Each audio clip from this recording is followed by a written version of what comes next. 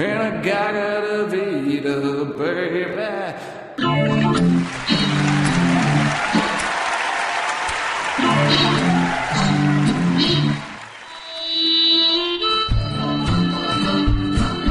Welcome to the Lions of Liberty podcast. Here is your host, your guide, your shining beacon of liberty, Mark Claire.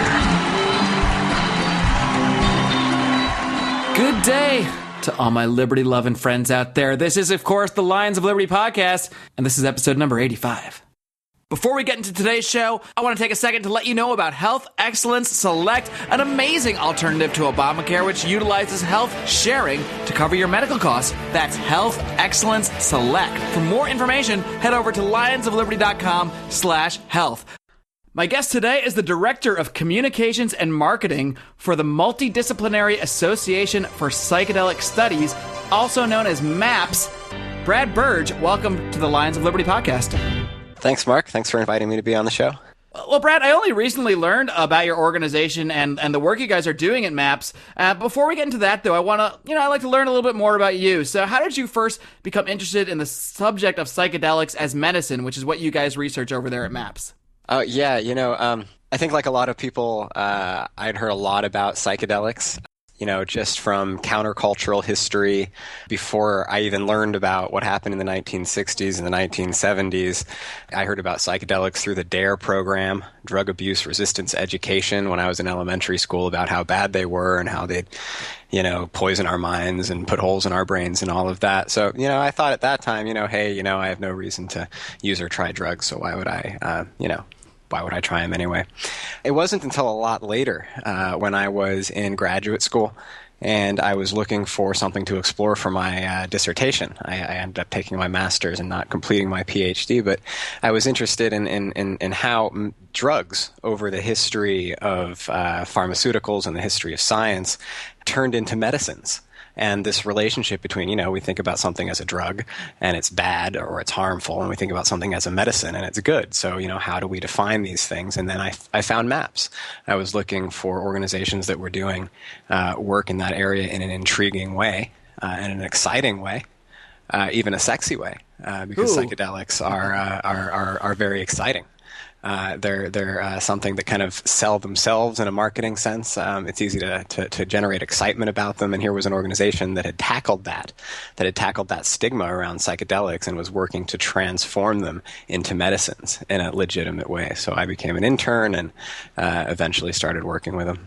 Very cool. And it's funny you point out how you were first introduced to the concept of psychedelics through the DARE program, which is, it's so ironic how it works. I mean, it's supposed to be this program that's supposed to scare kids away from drugs, but I mean, you're not the first person that's told me this, and it's certainly true for myself as well. I didn't really know anything about drugs until I started seeing all these commercials telling me not to use them, until I had this DARE program coming in and telling me all about them. And that's when I first started even, knowing about drugs at all. And I don't know, I'm all for openness and for information, but it does seem that, the way that the DARE program and some of these commercials approach the subject is more from a fear-mongering aspect than from an honest information aspect. Is that something you see a lot with, when you're encountering people that have never really, delved into psychedelics as much as you have? Yeah, I come across them so often. It's my day-to-day. I talk about them so often. There's so much happening with psychedelic science and medicine right now. I'm just, my time is packed talking about them. And it's easy for me to forget, I think, sometimes that there's been this long history of miseducation and counter-education and just non-education about psychedelics. There's a new book called Acid Test, LSD, Ecstasy, and the Power to Heal by Tom Schroeder, a former Washington Post Sunday magazine editor. And in it, he cites one scientist who talks about how when psychedelics were criminalized in the 1960s and 1970s, it was as if they had been undiscovered. Since before then, they'd been used in therapy and used in medicine fairly extensively. So ever since then, psychedelics have been, swept under the rug and criminalized, and their manufacture and distribution has been stigmatized and also criminalized. We just haven't had real education about them, except to hear, oh, they're dangerous, oh, they're bad, and so on. And so we have this black market circulating of psychedelics, MDMA, LSD. We don't know what we're getting. People don't know what they're buying and what they're they're putting into their bodies as a result of the criminalization. And then on top of that, they don't know how to use them. And they think that the only way to use these drugs is to abuse them, because that's what this DARE program and that's what all of this counter-education has been teaching people for so long. So what MAPS is working towards is a world in which that education is actually available. Since we're seeing people using these drugs anyway, regardless of the criminalization, we see people actually using them more. What we're trying to do is get education out there so people can educate themselves about how to use them safely and responsibly and ultimately legally. So why don't you tell us a little bit more specifically about MAPS? How is this organization founded? What is the specific mission, and what kind of research are you guys doing? Yeah, sure. Well, MAPS has been around for a while, since 1986. Our founder is Rick Doblin. He has a PhD from Harvard in public policy, but he started MAPS before he got that PhD. He knew a large community of people, of therapists and psychiatrists who were using MDMA, which is the active ingredient, or what's supposed to be in ecstasy or Molly these days, although unfortunately because of the black market, ecstasy and Molly really most often don't contain any MDMA at all. But back then, in the 1970s and 1980s, when you bought MDMA, it was actually MDMA, since it wasn't very popular yet. It was actually primarily used in therapy, in psychotherapy for couples counseling, post-traumatic stress disorder, just like LSD. LSD was also, even earlier than MDMA, used in therapy very, very widely around the world. And in 1985, MDMA was criminalized. The DEA emergency scheduled MDMA, labeling it a Schedule I drug, and that immediately froze the ability of any psychiatrists or researchers to really use MDMA in their practice. There was a large community of people who were using them, who were using MDMA in 1984 and 1985, and they just stopped because all of a sudden it was threatening their licenses, threatening their careers. Any sort of funding that would be available from the federal government or private institutions dried up because of the stigma associated with illegal drugs. So at that point, in 1985, the legitimate research into MDMA just vanished. It just dried up. It stopped. It was this moment of undiscovery, like Tom Schroeder talked about in Acid Test. And the next year, Rick Doblin founds MAPS in 1986 with the specific purpose to restore MDMA and LSD and other psychedelics and marijuana back to a legitimate place in medicine and in science. So in addition to that scientific mission, we have this educational mission, which the two work together. We conduct, on one side, scientific research, clinical research, government-approved studies into the benefits and risks of psychedelics combined with therapy for specific medical conditions. And then on the other side, we have an educational mission where we're educating the public about the real risks and benefits, the results of that research of psychedelics, so that ultimately we can create legal contexts where people can use psychedelics not just for therapeutic or psychotherapeutic purposes, but also for spiritual growth and creative purposes, and so on. So how does that actually work? I mean, I know obviously a lot of these substances you're dealing with are criminalized, as we discussed, but you do research and it is government approved. So how does MAPS go about getting approval for this stuff? I mean, how does that whole process work? Yeah, it's a carefully navigated bureaucratic process. Nightmare. For sure. Sort of. A major part of what MAPS is doing is we're here to jump through the hoops. To take these compounds, which have been traditionally exiled from the process, and carry them through these governmental hoops and show that we can get real research results. And the way that we do that is by getting approval from the relevant government agencies. In the U.S., it's the FDA. That's the main agency, the Food and Drug Administration. It's the same agency that oversees the development of all prescription drugs, all prescription therapies, drugs, devices, and so on. So we're working with the FDA directly to get those studies advancing. There's also other organizations that we have to work with to get approval for the studies, such as the institutional review boards or the ethics review boards. Those boards also have to review and approve our studies. And also, because we're dealing with Schedule I drugs, the Drug Enforcement Administration also has to approve all of our research. So that's with psychedelics. When it comes to medical marijuana research, which we're also trying to develop into a prescription drug at the federal level, we also have to go through an extra review process, an entirely extra, very obstructive review process through the Department of Health and Human Services that's required for marijuana but not for any other drug. So the process for psychedelics is slightly less complicated even than the process for getting approval for medical marijuana drug development research. That is so fascinating, really, because if you were going to kind of rank the stigmas of various drugs out there, I think that, at least at this point in our society, I mean, marijuana seems to have sort of the least stigma attached to it. Medical marijuana is finally getting a lot of mainstream coverage. There are many states that have medical marijuana laws, many states that have recreational laws, and yet you still have to jump through the most hoops to study marijuana and not all these other drugs, which are classified, at least stigma-wise anyway, in a much different way. Yeah, absolutely. We're seeing all of this opening up at the state level and the local level for medical marijuana. But you guys got to deal with the feds, so yeah, it's irrelevant. Absolutely. We want people to be able to access it by prescription, to have insurance cover medical marijuana. It's actually harder than conducting the psychedelic research. With MDMA research in particular, we're in phase 2 and expecting possibly even to have FDA approval for MDMA-assisted psychotherapy for PTSD by 2021, by late 2021, so just 6 or 7 years from now. Whereas we're much farther behind with the marijuana research. So that's kind of the good news with psychedelic research, and just the kind of, oh my gosh, really, about the medical marijuana research. Right. Why don't you touch on some of the myths about psychedelic medicine out there, or not even medicine, because I think most people don't view it as medicine. They view it, as you said, as just a drug people use to, go trip out in the desert or something like that. So what actually are the biggest myths you encounter when talking about this stuff? Yeah, I think like that's a great question, Mark. I mentioned before, this dare mentality, this prohibition, war on drugs rhetoric mentality. It frames these drugs as if you can only use them in harmful ways, as if all use is abuse.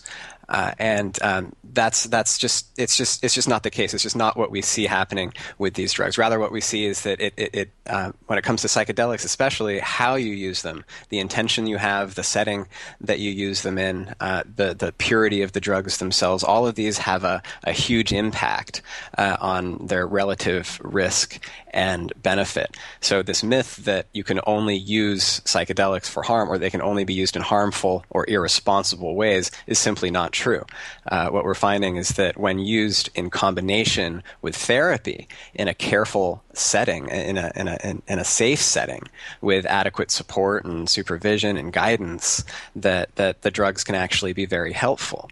But again, just to emphasize, it's not the drugs on their own that are showing the real benefit. It's always psychedelics combined with therapy, or psychedelics combined with a supportive context, that are producing real benefits. When people are going out on their own and using them, that's a very different way of using psychedelics. I'd say that's probably the number one most common misconception that people have about psychedelic medicine, is that we're not talking about a prescription that you can just take home. It's not like take 3 MDMA pills and call me in the morning. That's just the absolute farthest thing from what we're doing. Instead, we're presenting to the FDA this combination of MDMA with psychotherapy, and showing how MDMA can actually help facilitate the psychotherapeutic process rather than just being the treatment itself.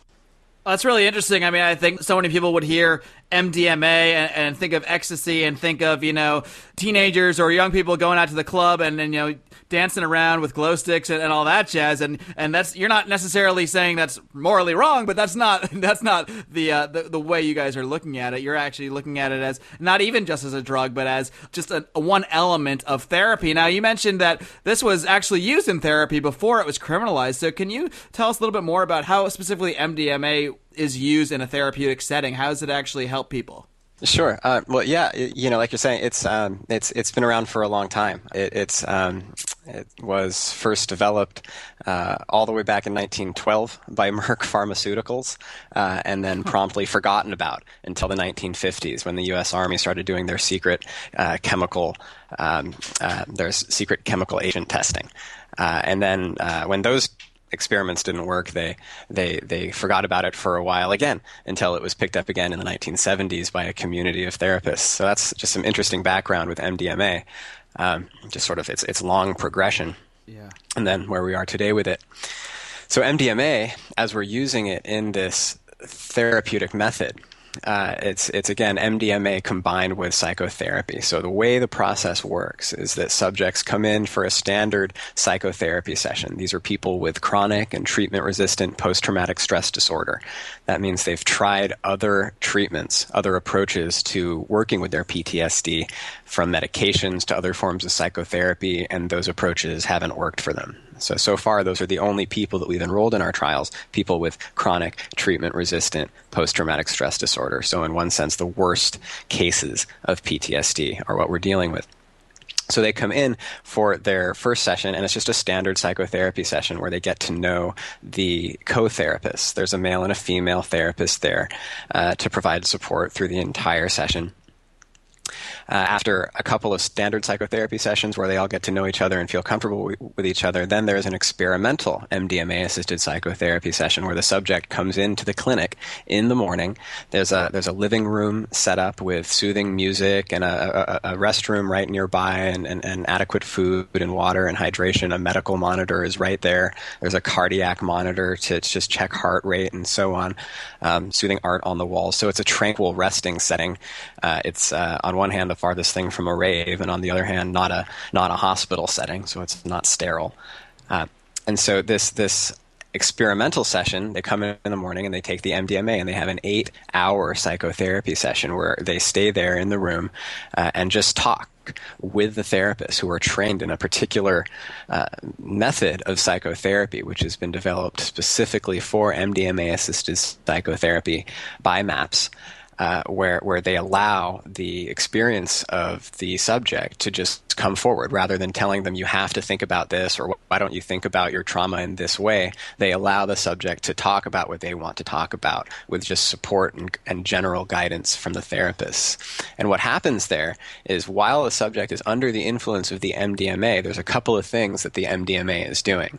One, it's working directly on the amygdala, which is a deep component of the human brain that's responsible for regulating, among other things, fear. And so what MDMA does is it reduces activation in the amygdala, so that while subjects are talking about their painful memories, they don't have the same fear activation and terror that they normally experience when they're talking about whatever happened to them, whether it was a sexual assault or childhood abuse, or they were serving in the military and a bomb exploded, or any number of things that could have caused their trauma. While they're under the influence of the MDMA, they don't have that same fear activation. And the other thing it does is it releases oxytocin, which is a hormone that's naturally occurring in the human body, and it helps people feel feelings of compassion or closeness or safety.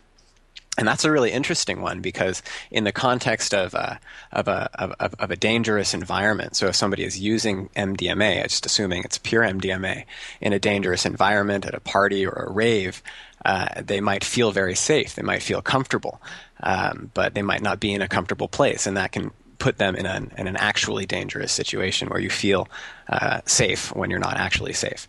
But in the context of psychotherapy, when you are in a safe space, when you are in the immediate company of trained therapists who are there to help you confidently rethink and rewire your relationship to your trauma, that feeling of openness and safety actually facilitates psychotherapy. And people talk about it as being like 20 years of therapy in just a few hours. A lot of people have come out of the therapy saying things like that. So in that way, MDMA is facilitating the psychotherapeutic process by opening up this window where people feel comfortable talking about their difficult feelings.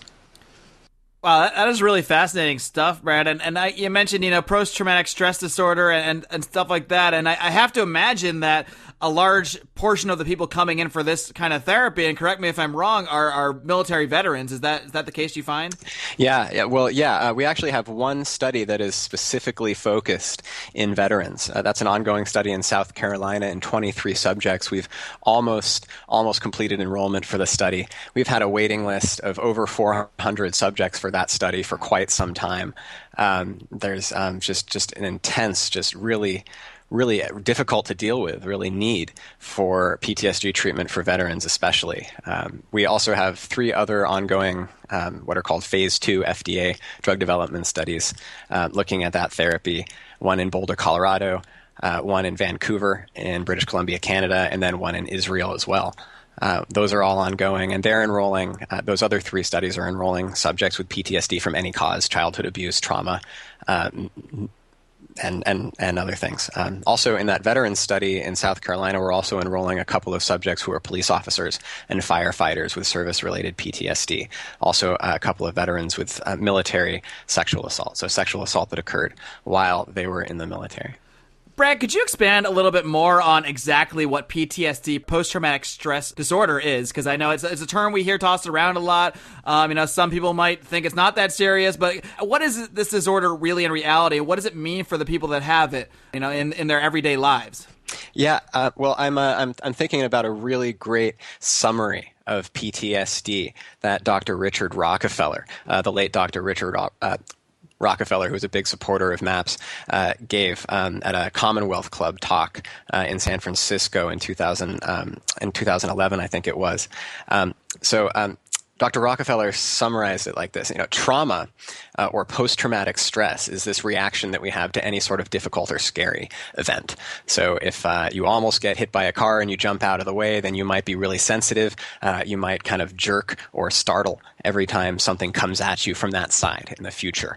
That's post-traumatic stress, and anybody can develop that from anything. It's just sort of a conditioned reaction that we have to things.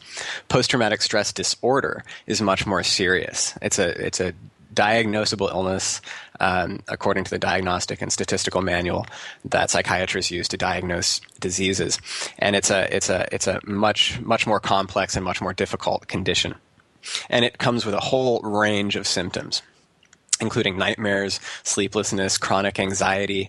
Often people become addicted to substances because they're trying to deal with this difficult relationship they have with this difficult memory through other means. Depression, suicide is highly, strongly correlated with PTSD.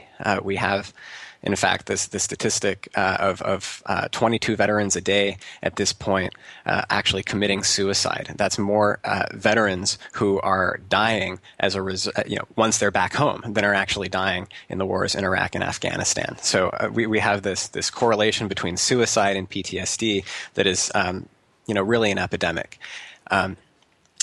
So PTSD has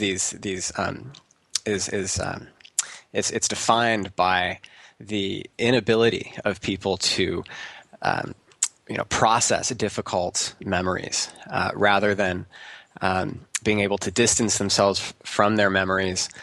They relive their memories. They constantly relive those negative experiences, and things around them often remind them of those negative experiences, and they often feel that they're trapped and unable to talk about their experiences, or that they're alone in their experiences.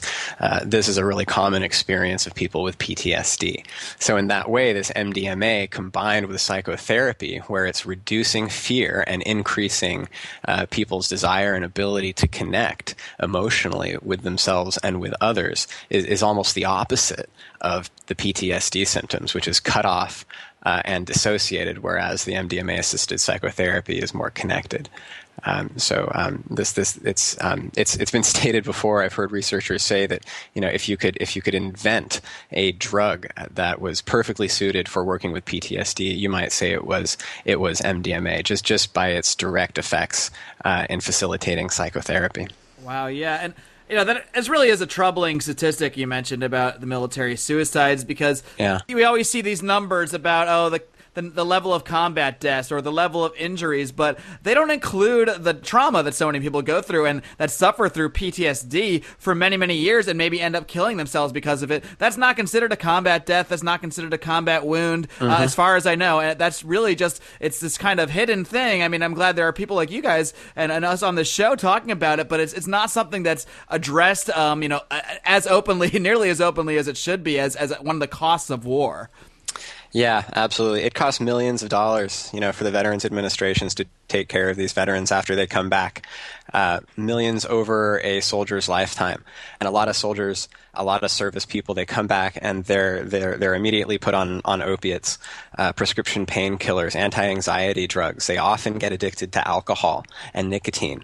And so what we're presenting here is an alternative to that too. Really, it's kind of radical in an additional sense, not just that we're working with formerly stigmatized compounds, but also because it's a different approach to treating PTSD where we're not going for the symptoms. We're not just trying to help people sleep better, or we're not just trying to reduce people's anxiety. We're not trying to help them forget their difficult memories. Instead, we're trying to provide a psychotherapeutic context where people can address those memories directly, often painfully. It's often a very difficult process what they go through in the therapy, because they have to engage with these memories very, very directly and talk about them very clearly, very explicitly, in order to reprocess these memories. So people aren't going to be taking drugs every day for the rest of their life. This isn't about receiving MDMA every day or taking it every week or even a bunch of times.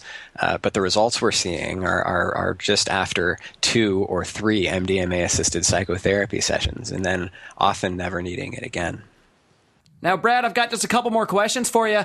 But first, I need to take a minute to give a little love to our sponsor, Health Excellence Select. Now, until last year, I was just like you guys. I saw my health insurance cost double and my deductibles skyrocket thanks to the Obamacare health insurance mandates. Determined not to participate in this corporatist scheme, I sought an alternative and found out about health sharing, a fantastic concept in which your monthly fees go directly to pay the medical bills of others, not into the pockets of some crony capitalist fat cat. Health Excellence Select combines health sharing with a patient care personal assistant, 24/7 phone access to board-certified physicians, and discounts on dental, vision, and other benefits. The best part is that for most people, plans with Health Excellence Select are much more affordable than Obamacare insurance, and it meets the legal mandate, so you will not be fined for using it in lieu of insurance. That's Health Excellence Select. For more information, head over to lionsofliberty.com/health.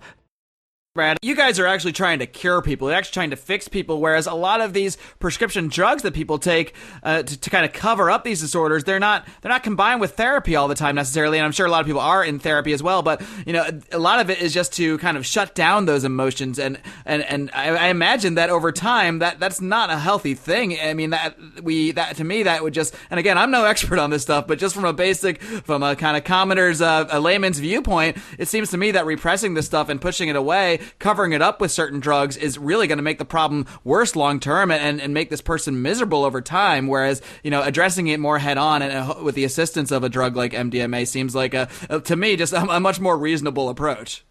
Yeah, absolutely, Mark. There's some people for which those approved drugs work, and it's just that there's a significant minority, at least, of people for whom they don't work at all. And for many people, they still have to stay on those drugs in order to continue to receive the benefits from them. So we're really looking for an alternative to that. One more thing I want to touch on real quick. I know you research various number of substances, and one of those is ayahuasca. And this is something I've heard a lot about recently in the last few years. I know people that have talked about going down to South America and doing one of those kind of shaman ceremonies where they drink the ayahuasca. So can you tell us exactly what ayahuasca is and some of the research you've been doing into that? Sure. Ayahuasca has been exploding in popularity recently. We can kind of look back at the 1960s and see the explosion of interest in LSD, how just all of a sudden, over the course of just a few years in the early 60s, we had hundreds of thousands of people using LSD. We're starting to see that with ayahuasca too, with people flocking down to South America or Central America to use ayahuasca in these ceremonial or shamanic contexts. MAPS has sponsored sponsored a little bit of research, some observational research, looking at ayahuasca combined with therapy in an actual ayahuasca retreat setting. For the treatment of substance abuse disorders. So addiction to various drugs, including alcohol, also compulsive behaviors. We just sponsored a study that has recently been published looking at ayahuasca combined with therapy in a retreat setting in British Columbia.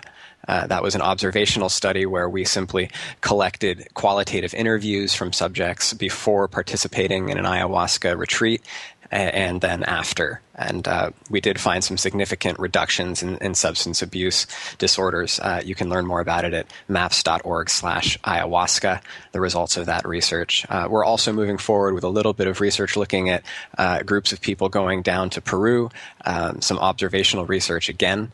That's going to be collecting interviews from people who are using ayahuasca in ceremonial contexts. So ayahuasca it's a combination of things. It's a naturally occurring. It's a botanical decoction that's traditionally used in ceremonial contexts in South America. And like any other drug, there's safer ways to use it, and there's less safe ways to use it. And there just hasn't been enough research yet, knowing exactly who it's good for and who should avoid it. But the thing that we advise for anybody who's considering going down to South America, somewhere where it's legal, and using it on their own, is just to carefully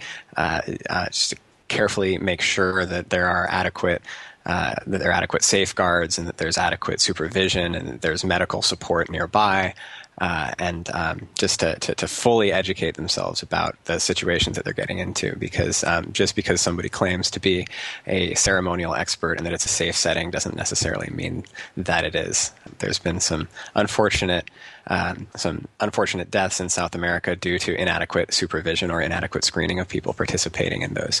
So what we're trying to do then is to just find out more about whether we're actually seeing some real results here that we can measure in a quantitative way, or if not, what other alternatives to the safe and sustainable use of ayahuasca might be. So yeah, ayahuasca is a fascinating phenomenon right now. It's going to be very, very interesting to see how it develops culturally. And Brad, this is all really fascinating stuff to me, and I think that the big lesson here is that, every substance can have negative effects, any substance whatsoever, from chocolate cake to well, maybe not water, but just about anything can be abused. And, but the fact is every substance can have negative qualities and positive qualities, and it's important not to just criminalize every substance, because once you do that, once you push it underground, well, you're not going to be able to really explore the positive qualities of these things, whereas the only thing you're going to get are the abuse by pushing it to the black market, by pushing it to the side, by pushing that sort of fear-mongering mentality. So I'm so glad there are organizations like MAPS, people like yourself that are out there talking about this stuff, and just, and if nothing else, trying to shed a little bit of sunlight onto this, so we can actually have an adult conversation about how some of these substances can really help people. So Brad, I appreciate you coming on. Before I let you go, why don't you just give everybody a little roundup of how they can find more information about MAPS, how they can get involved, and how they can contact you. Yeah, Mark, thanks so much for hosting this conversation. It's been really great. Thanks for helping get the word Absolutely. out. The real science is just so important, and this education against the counter-education, against the education, we're just really helping educate people. So thanks so much. You can check out MAPS at maps.org. We have a newly designed website. That's maps.org. Our email newsletter goes out at least once a month with all sorts of research updates from around the psychedelic science field. We're also on Facebook, Twitter, Google+, Reddit. Just got a brand new video up on YouTube today about psychedelic science in Silicon Valley, so check that out too. And any questions, feel free to email me directly. I'm at Brad, that's BRAD, at maps.org. Happy to answer questions. Great. Brad Burge, thanks once again for coming on the show. Best of luck. Okay, thank you so much, Mark. Hey guys, Mark Claire here, lionsofliberty.com, where we strive to advance the ideas of liberty daily. We bring you the Morning Roar. That's right, every Monday to Friday we'll have a brand new edition of the Morning Roar, where we provide a roundup of some news stories that you may not find in the mainstream media or even in your typical social media newsfeed. We find stories that relate to the ideas of liberty and provide you with our liberty perspective on them. We wrap it all up every Friday with Felony Friday, where our own John Odermatt goes out and takes a look at some sort of felony. There's felonies committed every day, whether it's a felony committed by the police, a politician, or even an average citizen. You can find all of this and so much more over at lionsofliberty.com, advancing the ideas of liberty daily. This is Glenn Jacobs, and you're listening to the Lions of Liberty podcast. Your shining beacon of liberty, Mark Claire. Phew, wow, that is some fascinating stuff, huh, guys? I mean, everyone just pictures when they hear the term psychedelic drugs or they hear LSD, MDMA, this kind of thing. Like I mentioned, all you think of is bam, bam, now, in a gaga. You picture a room full of smoke and tie-dye and lava lamps and stuff like that. And that's all well and good. If people want to use psychedelics to just relax and expand their mind and have a good old time, I'm certainly not going to advocate for you to go in jail for it, that's for sure. I do hope that anybody that does experiment with these drugs will try to do their research and do it in a safe environment. And people at MAPS, as Brad described, are providing the absolute safest environment possible to look into these drugs. And, it takes a hell of a lot of paperwork, a hell of a lot of red tape to go through the FDA, to go through the DEA, to deal with just numerous federal agencies in order to just conduct this research. It shouldn't be this difficult to conduct this research in our society, but it is. But regardless, they are doing some great work. And there is no doubt that the more we talk about this stuff, the more the stigma of drugs just as a substance is kind of peeled back, and we can actually have an adult conversation about what some of this stuff can do, how it can be beneficial, how it can be harmful. We need to be honest about this stuff. We can't just have a fear-mongering, dare-type mentality towards this stuff. I can't tell you how many people I talked to that say they learned about drugs through DARE. Well, it's how they got curious. So, next thing they know, somebody offers them some and they try it out. And maybe some people end up on a bad path because of that. And I'm sure they do. And I'm not trying to say drugs are all great. Everyone should be out doing drugs. But we certainly shouldn't be throwing people in jail merely for having them, merely for possessing them, or for using them for medicinal purposes, as medical marijuana often is used for, and as we've discussed with Brad Burge here today, as people like MAPS are also using psychedelic drugs for. We need to look at this stuff from a medical, scientific viewpoint, not from an issue of criminalization. The only people that should be considered criminals are people that actually actively harm other people. Not that just happen to have a specific substance that, for whatever reason, certain people in government have decided needs to be criminalized. But ultimately, it's going to stay that way until more people start to see this for what it is. The drug war is a crime. It's a crime against humanity. And, a lot of people go to jail just for having a good time. But even more so, it stifles legitimate research, such as the people at MAPS are doing. So this is a great organization. I highly recommend you guys looking into it. Of course, head over to lionsofliberty.com for the full show notes for this episode and more information on about how to reach MAPS. Next week, come on back next week. I hope you'll come on back next week. Next Tuesday, I'm going to be speaking with a young man named Brandon Keebler, who has started an organization called Project Digital Privacy, which aims to raise awareness of and curtail spying by local police departments. So I'm really looking forward to that. That's right, he is 16 years old, this kid, who's already launched his whole organization. Really putting me to shame here. I'm almost twice this kid's age, and all I have is a dinky website and this podcast. But I hope it's at least something you guys are enjoying. I hope you'll keep coming back. And until next time, folks, why don't you go ahead and live long and live free?